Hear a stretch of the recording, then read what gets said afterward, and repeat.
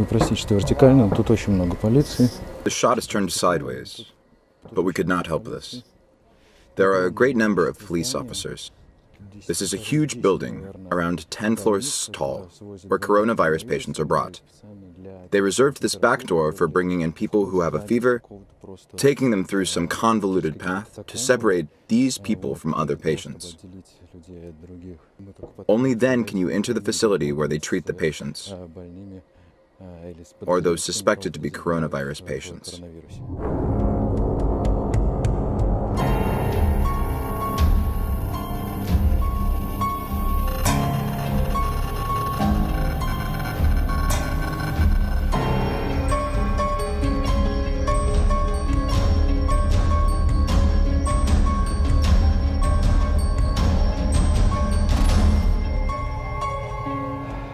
So here's the situation. I was detained, and I spent the entire day with the police. I'm not going to tell you everything now, because up to now, I've been accompanied in my travels from town to town. My friends, everything you are about to see will also have been reviewed by the Chinese officers who now have my name, my address, and all my personal information. So, first and foremost, I want to express my great gratitude to the Chinese police for seriously taking all the measures to fight coronavirus, as well as for their careful examination of the contents of my backpack, after which they returned it with several flash drives that still contain some footage. At the end of this video, I will tell you how it went. So, remember my friends, that everything I'm going to tell you here has already been heard by the brave Chinese police officers. My friends, I am Liadov, and I'm in China. Right now, I intend to go to the Hubei province, which as many of you know already is described as the source of coronavirus. This is where the city of Wuhan is, where the coronavirus story started. I want to see how the people there are living. Don't get me wrong, I'm not crazy. I studied the medical side of the issue quite carefully, so I know what I'm doing.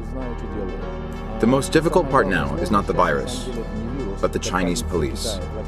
First of all, the Chinese have one of the world's most vigilant police forces. Presently, they're being especially careful to catch anyone who films anything at all in the proximity of the Hubei border. So, let's see what becomes of this.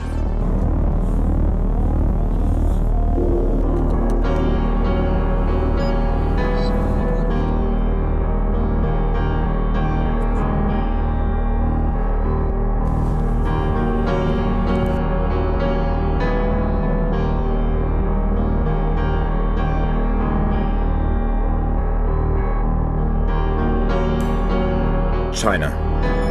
Zone of infection. There are cases of coronavirus infection in Thailand, Australia, Japan, Malaysia, Singapore.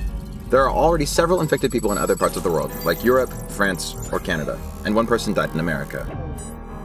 A number of startling videos with people shaking with fever, falling to the ground before they can stretch their arms forward, and other weird stuff has made the coronavirus issue into the most discussed topic in the latest months.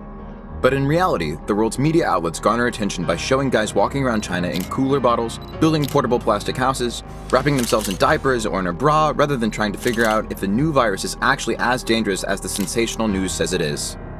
The fact that half of these videos are absolutely fake, like this alleged coronavirus panic where people are not actually wearing masks and it is in fact the warm season, not winter, does not seem to bother anyone. The main problem concerning the new virus is that there are almost no scientifically proven facts about it. One of the few tangible results of any research showed that the transmission area around an infected person is 6 feet. You can catch it not just by being coughed at. It takes just the tiniest of saliva that flies out of the mouth when someone speaks. We cannot even see it. The symptoms we know now are coughing, diarrhea, vomiting, headache, and a compressed sensation in the chest. What distinguishes the virus from its predecessors is the speed of transmission. For example, if the ordinary flu affects 45 people in a given period, the new coronavirus affects 368. According to the other research data, the coronavirus spreads more slowly than the ordinary flu. But it is very difficult to find out if this is true and to scientifically prove it. The Chinese authorities do as much as they can to get people to stay at home and to be in as little contact with one another as possible in an attempt to slow the spread of the virus. I'm going to visit a family. These are Russians who live in China. They decided against evacuating even though they live in a city near the border of the infected Hubei province.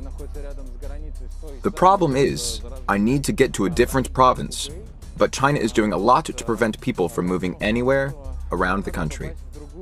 Right now, one cannot drive from one province to another In order for citizens and visitors to know about any coronavirus danger zones, the Chinese made an iPhone app where you can see where coronavirus cases are. In order for citizens and visitors to know about any coronavirus danger zones, the Chinese made an app for iPhone where you can see where coronavirus cases are. The app will show its user the precise location where the case occurred, making the exact street, intersection, and building or home where the infected people were found. The city I am traveling to looks like this.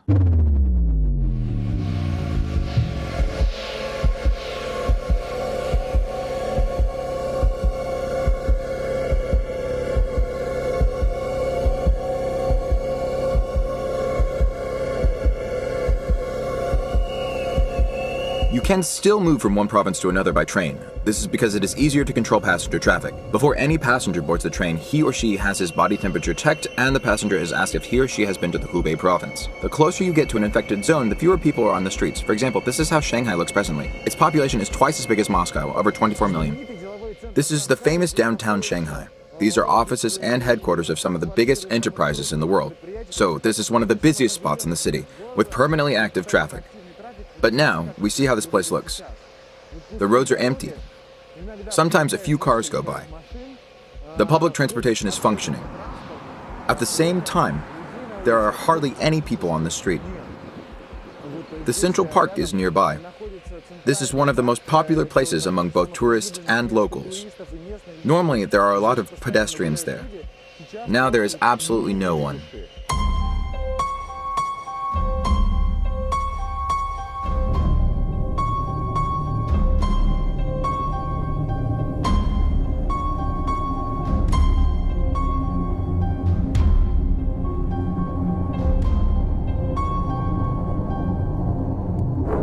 To put this in perspective, this is how these roads used to look before. Now, movie theaters and stores are closed. The same goes for many cafes and restaurants.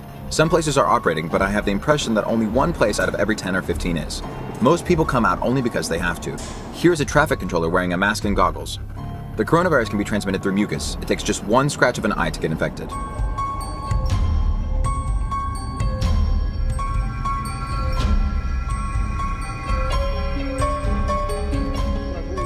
This is a pedestrian zone. There is not a single soul. Nobody at all. There are occasional people in cars, but you can see almost no one walking. You can encounter an occasional janitor who has nothing to clean because there is no one out on the street to litter.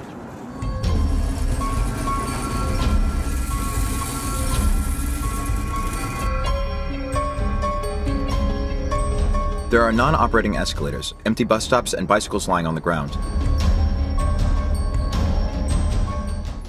Parks are closed with locking iron fencing. The police patrol all the major streets.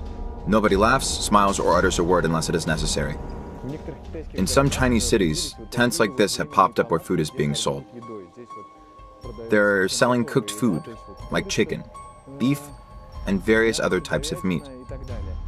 Normally, these people work in hotel restaurants, but now they have practically no clientele, so they cook and sell their meals on the street. With many stores in this neighborhood now closed, such prepared food is in great demand. Plus, doing this enables restaurants themselves to keep their businesses open and to try and remain profitable. The atmosphere is tense, as if everyone is waiting for something horrible to happen. In downtown Shanghai, many places where people normally gather are now closed. One example is the central ice skating rink right behind me. Locals and tourists were just skating here in January. Now, not only is there nobody here, but any paths to the rink are blocked with these white fences. There is just one lone man who is wiping this fencing. In the movies, such scenes normally show that the people know that a meteorite is about to strike here, but they do not know when exactly. I'm now in a different province where there are over twice as many cases of coronavirus infection as there are in Shanghai. This province is closer to the border with Hubei, the main quarantine area. As you can see, every single person who gets off the train is getting scanned with a thermal imager. Only after this, they are told if they can go or not.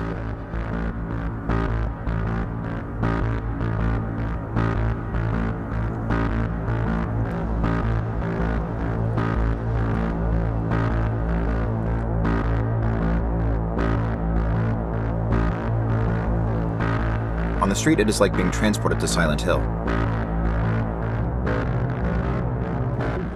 It seems as though all the Chinese people just suddenly moved somewhere else. To be honest, it is a bit horrifying. Look, this is the main highway. This is the city. And we see just one car. Think about it. There is no one here, just empty space. Chinese people, where are you? Just one lonely dog walking down the road.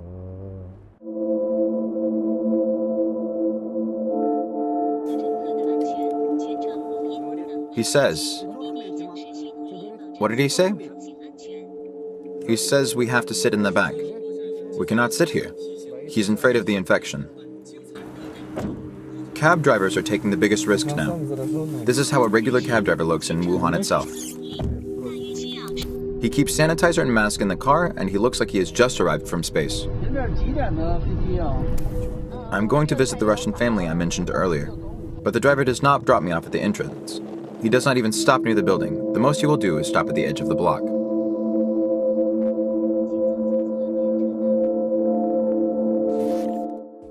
Well, hello. Hi. We are about to enter our residential area. We will need clearance to enter.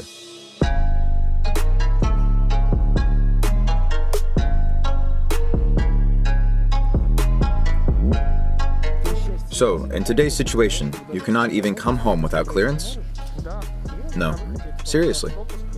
When you leave, they issue you a pass. When you return, you have to discard this pass. So now, you just throw the pass in the garbage, have your temperature checked, and then we will enter the building.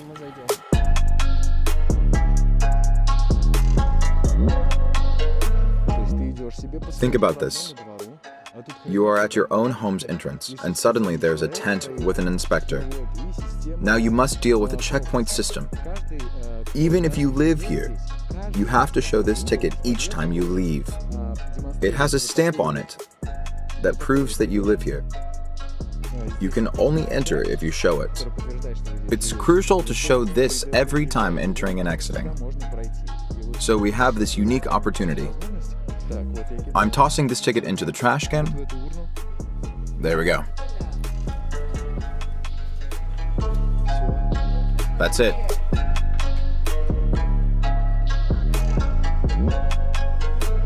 At the checkpoint, everyone is monitored by several guards. The most hazardous place to get infected is the elevator. Recently, I came home from the grocery store. I saw that they first put tissues here, then they ran out of tissues and put the system in place. You take a toothpick and use it to press the elevator call button. My goodness, is this not to touch the button with your fingers? Yes, and there's an identical setup inside the elevator. Wow, what a mega life hack. Could you smell the disinfectant? Yeah, it smells like a hospital.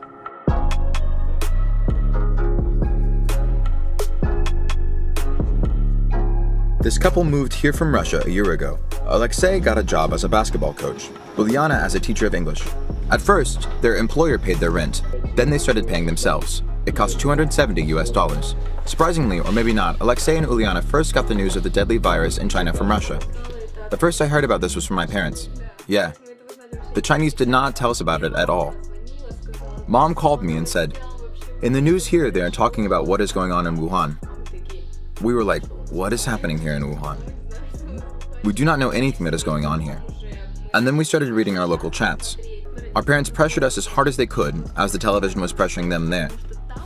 They said that there was a state of emergency declared here, and that because of this, we were not going to have any food. Every day, Mom was weeping and trying to get me to return to Russia. This is how a typical supermarket looks near the infected zone in China. There is no lack of food. The shelves are absolutely stuffed. All essential items are here. However, only a few stores are open now. Many grocery stores have been closed in the neighborhood. That is why lines start to grow long. People have had to stand for a while. There is one line here, and there's another one over there. The most interesting thing about this is that the prices have not changed. Am I correct in saying this? Yes, you are correct. The employees touch everything: vegetables, fruit, cereals, and meat. I hope they wash their hands. Normally, it is all displayed uncovered, but now they pack everything. It's all pre-bagged. Normally, you just pour it. Well, I see. Normally, it's all loose. Does this make you change how you buy groceries now? Are you buying in larger quantities? Yes, I go shopping once every 3 to 4 days. I try to buy more. This is so that in case something goes wrong, we have enough food to last for an extended period of time. We started washing everything we bought from the store, including bottles and juice packs. We even started peeling vegetables. I mean, cucumbers, fruits like apples. We started to peel them because people touch them. The Chinese have a very convenient purchasing system which is completely contactless. The cashier enters the amount to pay in the cash register. The customer scans a QR code on their phone that works as a wallet. The amount is debited automatically. This is good because if you touch a bill that has been in the hands of an infected person and then scratch your nose, you can get infected. As we walk now, everything is closed. In the daytime, it is the same here. Only 2 stores are open. It looks like only grocery stores are allowed to run. Everything else, like hair salons and so on, are closed. All over the block there are these loudspeakers installed that remind people very persistently not to leave their homes, not to take risks, not to pay visits, and not to throw parties.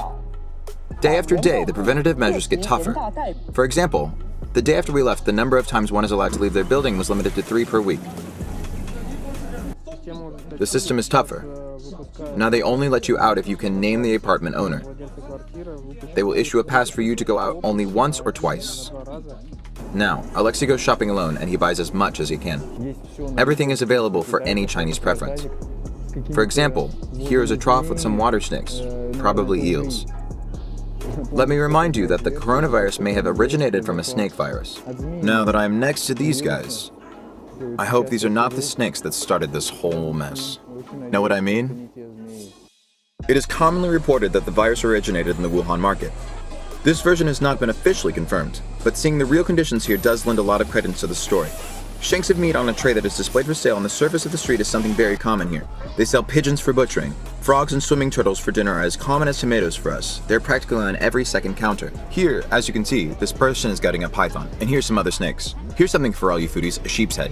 Here's something for the common people, barbecued rat. There's a saying about Chinese locals that the only 4-legged thing they do not eat is a chair. The main local delicacy here is bat soup, and the bats are cooked in a way that makes them look as if they were just about to spread their wings and then froze in place, as if they were not boiled or fried at all. There's a story, let me emphasize, just a supposition, we don't know it for sure, that it was because of people eating these bats that the new virus got spread. Chinese scientists did not discover that the virus appeared after bats infected snakes with their own coronavirus. This earlier virus mutated, then it eventually made its way to humans. As a result, we are having a real epidemic with 71,429 reported cases worldwide, and 70,635 in China, and 1,772 fatalities due to the virus.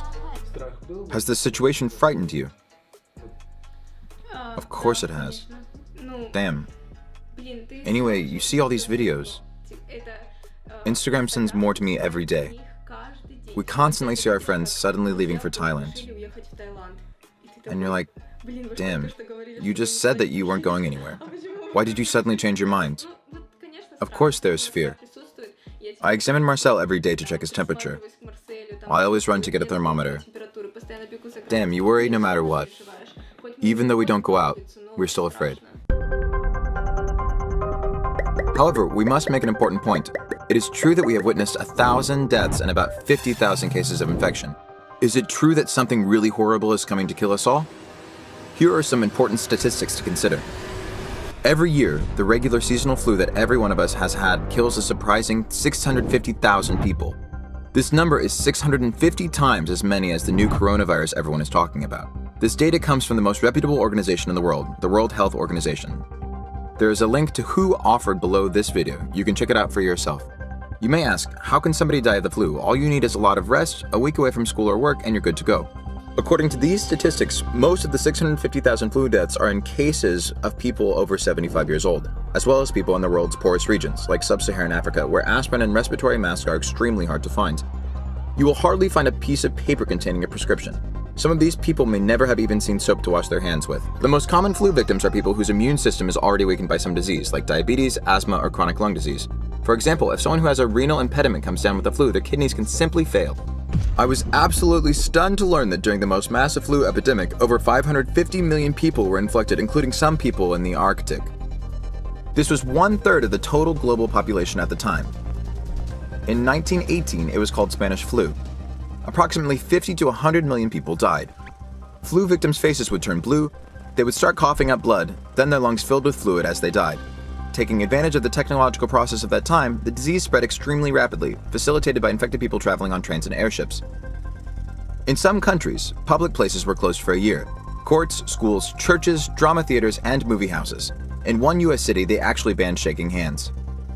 In Australia, a doctor once counted 26 funeral processions in just 1 hour on one street. Whole villages died out. In some towns, there was not a single healthy doctor left. Sometimes there were no undertakers left to bury the dead. People were buried without coffins or religious services. People swallowed aspirin in handfuls. In some places, doctors prescribed it in doses that were 7 times the norm. As a result, people also died because of aspirin poisoning. This dosage caused internal bleeding. There is one opinion that it was the Spanish flu that made World War I end sooner by weakening millions of people in the armies of many countries around the world. It is actually a major problem now to find a driver who will agree to drive us towards Wuhan. We managed to find a private driver. For 3 days before we found him, everyone refused. This is the only man who agreed. What was the first thing he did when we got in his car? He checked our temperatures. We are getting closer to the infected Hubei province. We are about to pull up at a checkpoint, where we will have our car inspected and our temperature checked.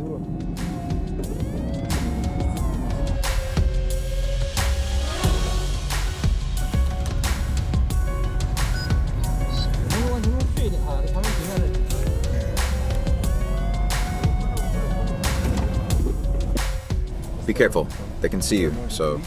I see, yeah, I'm watching.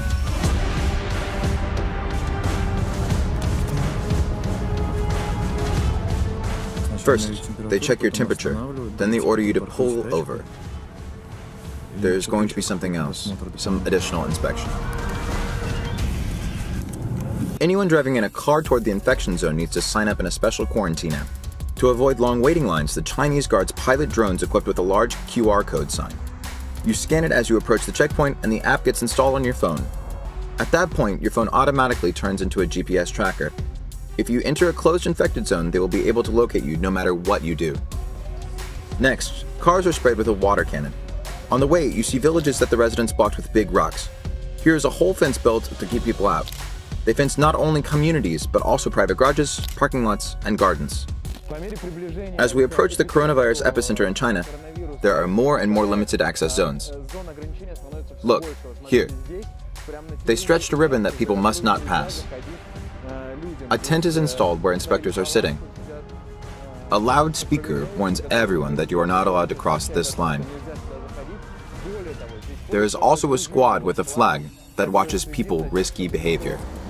Look, here they are now.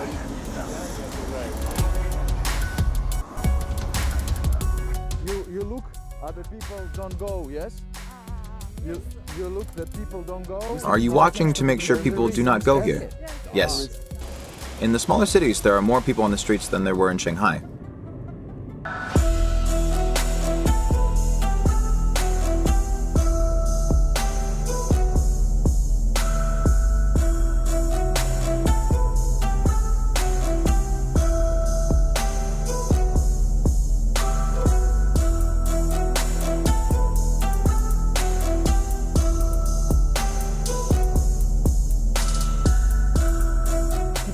This is a typical residential area in a Chinese city. Next to the entrance doors are posted a great many posters describing all the prevention measures. The authorities also ask people to declare not only your recent visits to the Hubei province, but also to tell them anything you know about your neighbors or anything about anyone else visiting Hubei. You are under obligation to let the authorities know these things. Meanwhile, life goes on. Makeshift markets are working as they used to. Here, people are selling some greens and carrots displayed right on bags resting on the pavement, like there's nothing wrong here. Markets stay open, and people continue selling their wares. There is some grass here.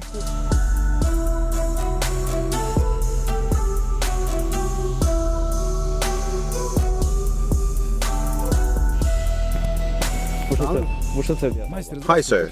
How is business going? There is nobody. Very few people leave their homes now. By the way, here I first started to see people without masks. Ma'am, why aren't you wearing a mask? I took it off and threw it away. It was already used. They say you should not wear the same mask for a long time, so I tossed it. They sell masks in our store, but I didn't buy any. The closer you get to Wuhan, the more it feels like the Chernobyl series on HBO. They spray tons of chemicals on the streets in the mornings and at night.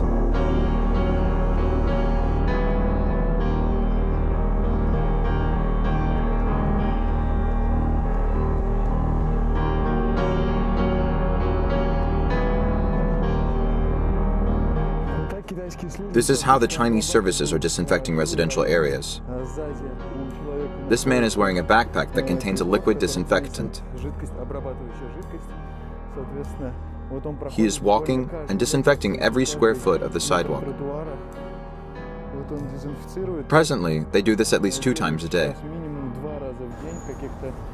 At some spots, where the infection hazard is elevated, they do it more often, like this. They disinfect not just the sidewalks, but also garbage bins, doors, and store walls. There was no more liquid left, but this woman continues to spray a flower pot insistently. It was getting increasingly difficult to film in these areas. Even if the police officers do not notice you, these local squads do. They have a million questions for you about who you are and why you're filming and why.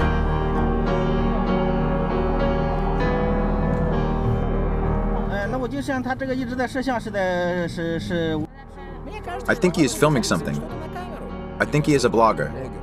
We just made a stop here on our way.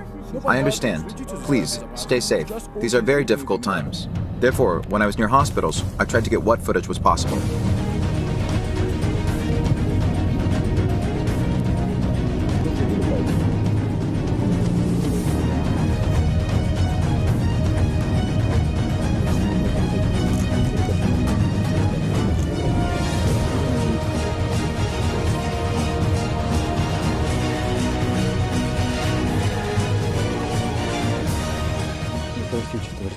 The shot is turned sideways, but we could not help this.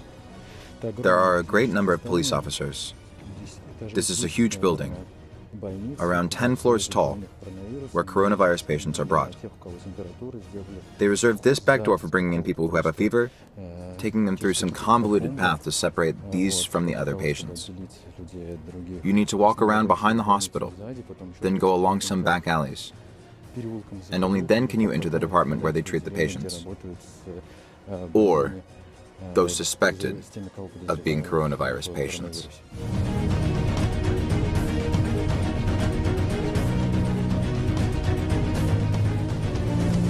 Inside, there's a hallway with small rooms on one side where people get injected with a huge dose of antibiotics.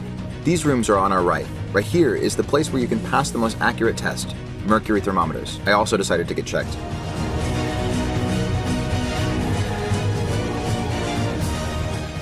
In this department, all the people are actually walking around in plague overalls. Their faces are covered with see-through shields in addition to the mouth and nose covering masks. Generally, most doors are closed, and one cannot see what is behind them.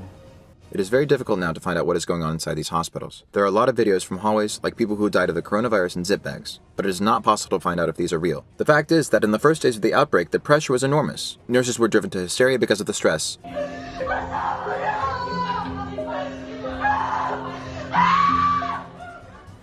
The same goes for doctors. If you have a fever or any of the symptoms, you can be quarantined for 2 weeks. So I think that I was really lucky. I went to check my temperature. The thermometer displayed 99.3. I honestly want to believe that it is simply because I got too nervous. Later on, though, I had a real opportunity to become extremely nervous. Later, in a community several miles from the prohibited zone border, our car was surrounded by the People's Squad guys. They called the police, and then the nightmare started. In the 15 minutes while we were waiting for the police to arrive, these frenzied activists were harassing us, knocking on the windows, telling us to get out and explain everything. Don't go anywhere, stand here. The police arrived and immediately they took my phone away. They took my phone away literally the first minute they arrived. After 5 minutes, they took my ID. 15 minutes into this ordeal, they opened the car doors and started checking the contents of bags. And then the worst thing happened, as the Chinese police strategy is to simply wear you out. You wait for hours without anybody giving you any information about what is going on. They won't tell you anything. For one, they started pressuring me, saying that our driver reported us to them. He said that they were going to another location from the place we were detained. He gave them the name. It turned out that there is a military facility there. Of course, I had no freaking idea. It was just a coincidence. Then, they started asking me why I knew the name of the facility. I told them that I did not know. He asked me why I told the driver to go there in that case. But that was not what I actually told him. I told him, dude, take me to any community on the border with Hubei province, the quarantine province where you cannot go. All I need to do is see any community. I want to see how people live there.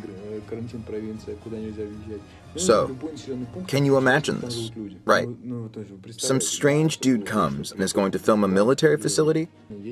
This is considered espionage. Espionage. I do not know the punishment for espionage according to the Chinese law, but believe me, it is definitely not community service. In the end, they just had my ID checked, and then they let me go. According to an estimate by scientists, over 500,000 people will get infected at the peak of the epidemic. This means that those people who have been in contact with infected people, even though they might not be ill themselves at the moment, are not allowed to even leave their houses. The measures taken by the Chinese authorities do make sense. As the virus is transmitted in a flash and its victims require a long and expensive period of treatment, their main goal is to nip the coronavirus in the bud before it destroys the world's largest economy.